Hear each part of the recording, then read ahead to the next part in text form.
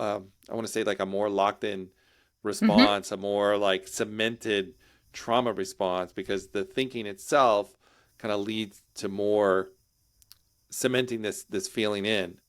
Yeah, yeah. It definitely I think gets even more stuck. And this is sort of what we're trying to do is help people just get unstuck. And I wanna, obviously you deal mostly with addiction, but traumas are quite interrelated. But, you know, art works on almost every single thing someone would come to therapy for.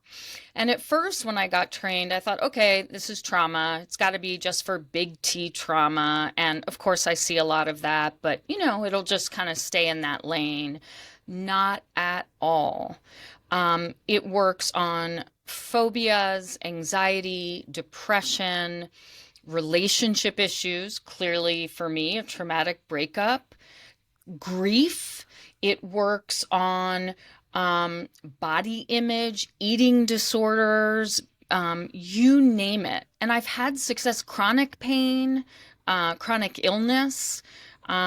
It's just amazing. And so it's so exciting that I can pull this out of my hat, and it just allows me to feel sort of more like a competent therapist. I still do a ton of talk therapy, and I love talk therapy, but when I can see that there's something stuck and this person has worked really hard on it already, I may incorporate some art into their treatment.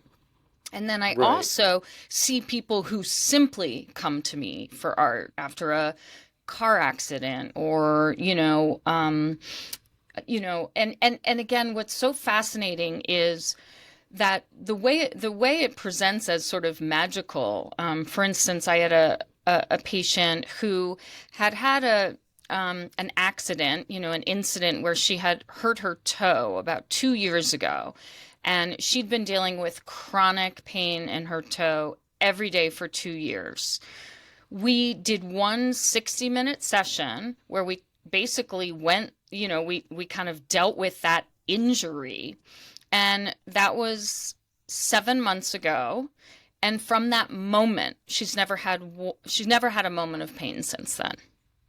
Yeah, no, that makes a lot of sense to me, especially now with some of the research around chronic pain and understanding that chronic pain is stored in the same area of the brain as anxiety, that those two are very, very interconnected, anxiety and chronic pain, and Yeah. that some of this pain, by being able to change those neural pathways, yeah, it takes some of